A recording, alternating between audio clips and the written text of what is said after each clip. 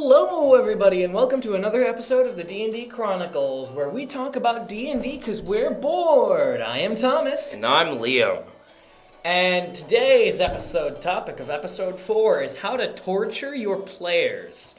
I'm very scared. I as a DM, I love this idea. I'm gonna love next episode, but this one's terrifying.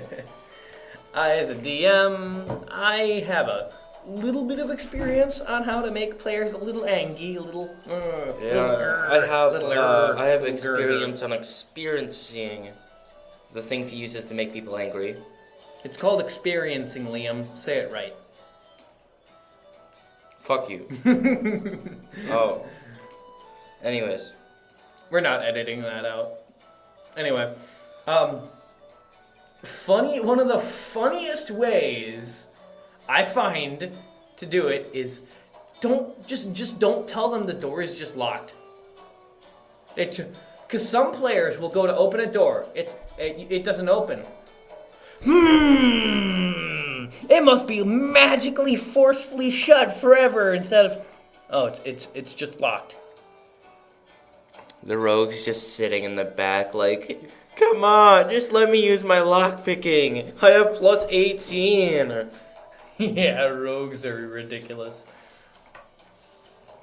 But yeah, another thing is they're trying to push a pull door or pull a push door. The barbarian does it anyway because he rips the door off its hinges, but... Try to push the door. Nat 20. You push it open. It was a pull door, though. It breaks. Just crunch. Yeah, I find that to be a really funny way to torture specifically low-strength players, because once you get to a high enough strength, if you make a high enough check, the door is just going to open, just not the way you would want. Crunch. Crunchies. Monster combinations. The Beholder's really good to combine with other things. You get like 20,000 effects on top of... Yeah, but specifically monsters who give status effects, such as the frightened condition, paralyzed, petrified, poisoned. Or you pair the Beholder with a melee monster, and while your teammate's getting petrified, they're also getting attacked. Yeah. So for example, a really easy fight, but still decently hard would be like a Tarrasque and a Beholder. Definitely easy on God, for real. I know, very easy. I could could beat God, him a Beholder dreaming of turning a Tarrasque into a Beholder? Right, because yeah, Beholders can just dream of anything, really. Anyway. Yeah, but specifically, a way to torture your players thoroughly. You want status effects. Yeah, status effects 100% you want them. They are... Brutal, yeah. A poison condition, yeah, have fun having disadvantage to hit every single time. It's not just to hit. It's everything. And saving throws. Well, it's only to hit and saving throws, but still. It is brutal. Another two that are... They kind of mean the same thing, kind of not. Grappled and restrained? Grappled is just a worse version of restrained. Yeah, I know that, but it's kind of like... Which one is which? Because... I mean, I kind of get it. Restrained is your arms are pinned. Grapple is just you're held still. But still, come on, man. Give us a little clearer indication than that. So why can't I just pin their arms down? Why can't I just pin their arms down when I'm grappling them? It makes no sense. Yeah, obviously you go for the arms, man. But yeah. A funny one is a mimics. Mimics. You open a door, the door's a mimic, so is the doorknob. So is the doorknob. So is the floor. The whole house is actually a mimic. You're inside its stomach. Good luck. Yeah. No, seriously. I know I covered this in a previous episode, but I think I'll say it again because why not? There is a town in the Forgotten Realms that is a mimic. The entire town is a mimic. The entire fucking town. Oh yeah, right. That sounds terrifying. A level 1 party starts out the game inside that town. This is our hometown. We don't want to destroy it. Well, it's just gonna keep eating people if you don't. Whatever. Their lives weren't worth much anyway. Just some commoners. Damn. But yeah, Literally how every chaotic neutral player plays. just some commoners, man. But yeah, that it is. Oh, that's a funny one. Mimics and beholders. You're fighting a beholder on a platform. The platform's a mimic. You get shot by an arrow, it pierces you, and then it turns into a mimic while it's inside you. Oh, the Mimic Knight. Do you know what the Mimic Knight is? Yeah, I think you showed me it before. That is actually a really cool concept. If you don't know what we're talking about, the Mimic Knight is basically, think of a knight, but its weapon is a mimic. Its armor is a mimic. Its shield is a mimic. And it is a mimic. And it looks pretty cool, too. Yeah, it is awesome.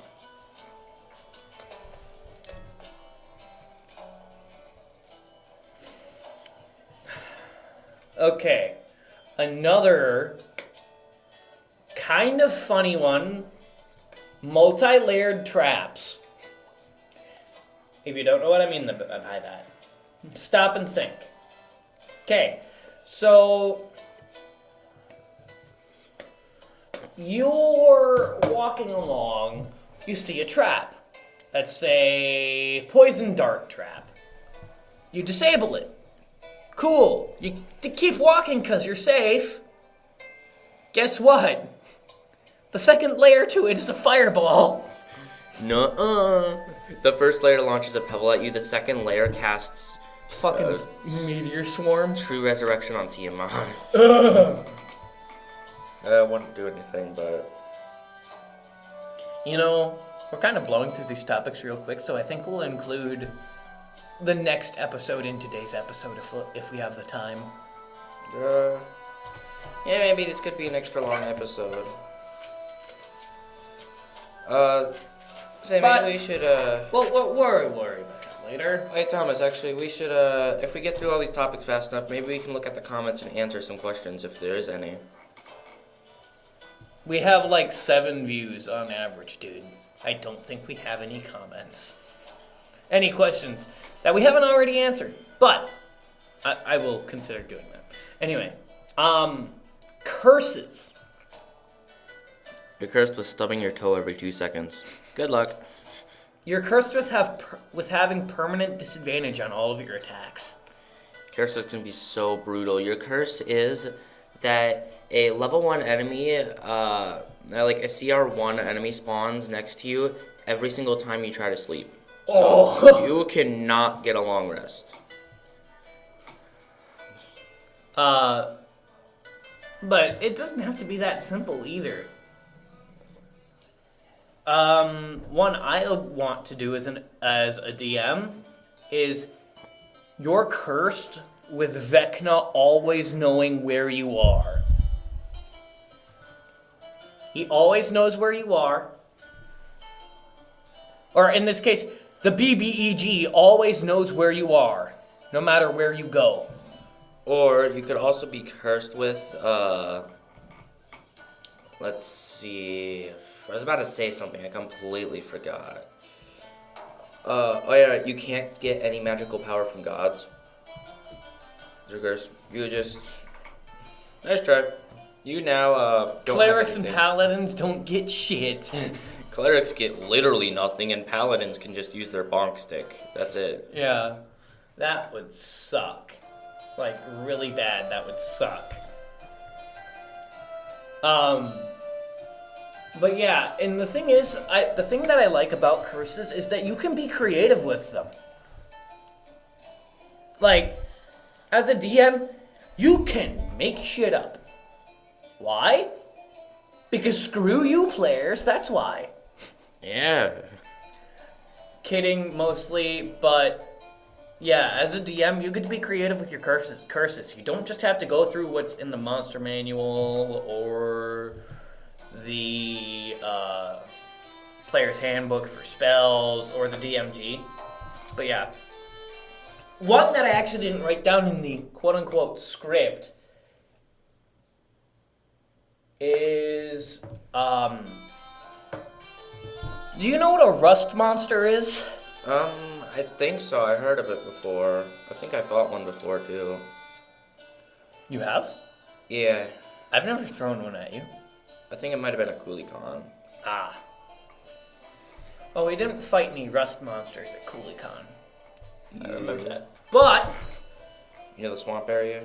With the, those were not rust monsters. there was one once. No, there wasn't. There were no rust monsters, Liam. The dementia's kicking in. You wanna know how I know? Wow. Because when they hit you, they rust your weapons, giving them a permanent -1 to everything. And if they hit, well, that's weapons or armor, it gets to choose.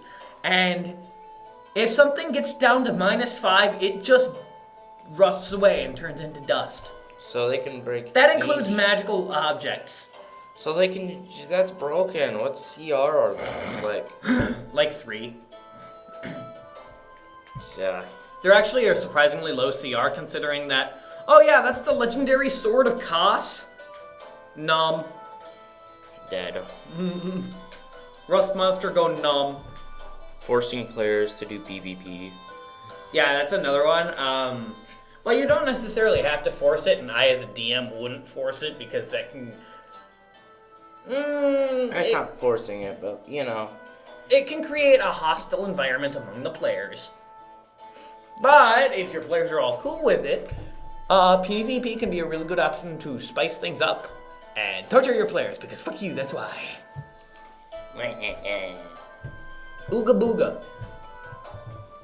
But yeah, another thing is, just make them randomly piss off a guy, right? For no reason, no apparent reason. And just suddenly, why does this guy hate me so much? But yeah. Okay, Liam, I don't think we have any comments on episode 3. It has 5 views. No, I'm sure we do. I mean, the first one had 38, the other one had 13, and that one had 5. I'm sure it does. Literally nothing. Not even a like. Okay. Let's just take a look at episode 2, see if there are any new comments in there that we can answer for anybody. Blah, blah, blah. There are 4. We already answered that one. Okay, there are no more we can really answer. That sucks. Oh well. I don't. What the? Ads. I hate ads. I hate ads. Okay. But yeah. Hello, everybody. Welcome back. Liam, do you think we should cover the next episode, or save that for next episode? Well, how long have we been recording? About like 11 minutes. I think we can go for a couple more topics. Yeah, sure. Let's say how to. Hello, everybody. Welcome to the D&D Chronicles. But yeah, we were gonna save this for episode 5, but since we have time, how to torture your DM. Spellcasters multi-class with sorcerer. Literally any of them. You want to double your damage output? Twin cast Blight. Seriously, Twin Cast Blight is such an overwhelmingly powerful spell. It's just like a death machine. If they succeed both saves, they get the damage of regular Blight. If they fail both saves, they get 2 times the damage of Blight. Either way. Oh no, 4 sorcery points. What am I gonna do? Oh no.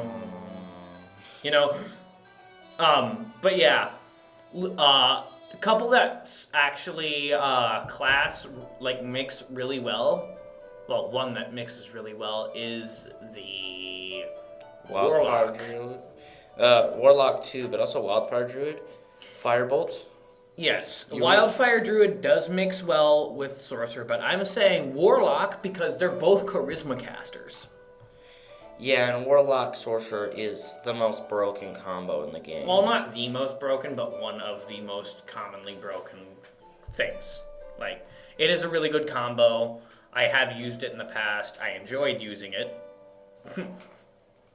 My DM hated me.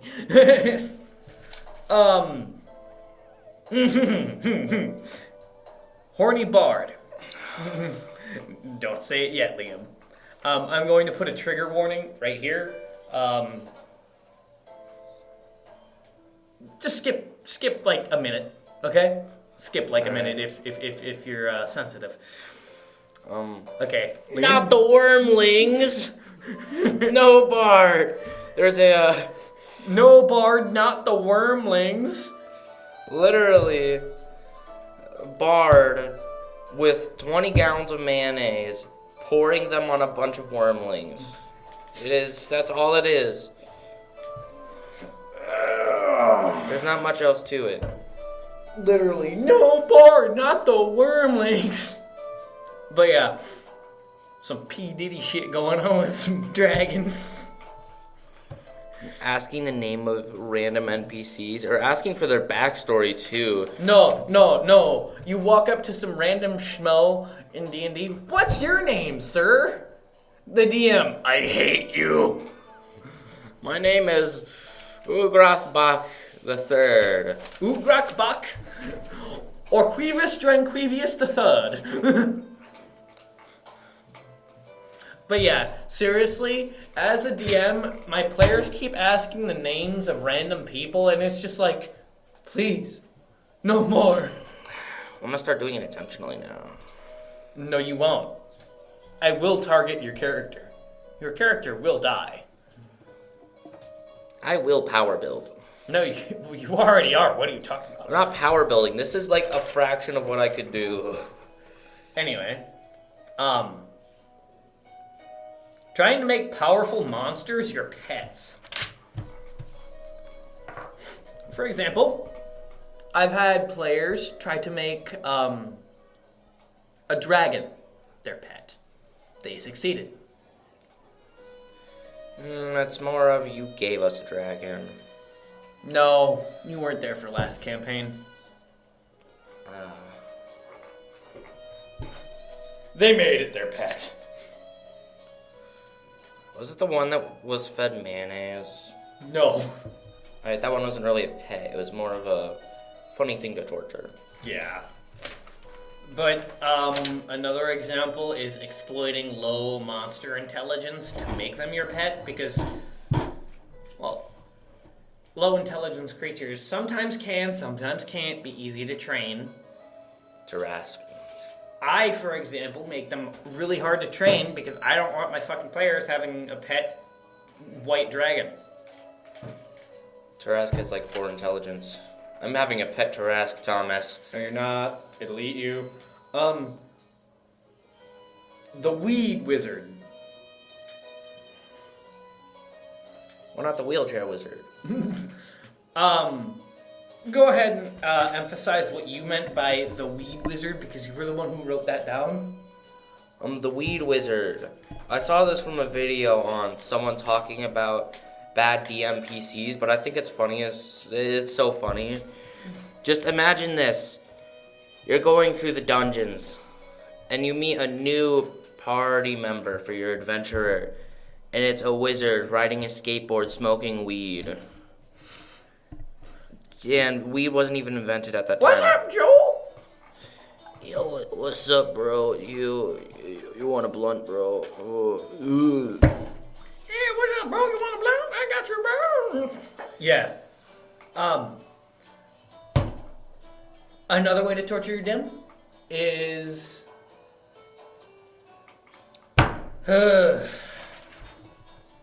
Impronounceable names. For example, Please, as a DM, make your names pronounceable. at the Kulikon, Ixchlian. Ixchleen. Ugh. Ixchlian. It's Ixchlian. Ixchleen? Yes, Ixchlian. For example, Ixchleen. Or Kalendingo. You want to pronounce Kalendingo. I'm gonna stab you. Kalendingo is the perfect character name. He's a little goblin. Regardless of what you think, Liam, it's time for our outro.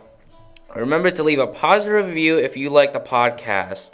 If you want to hear about a topic, let us know. Now may your rolls be high, and may you not die. Good luck and goodbye.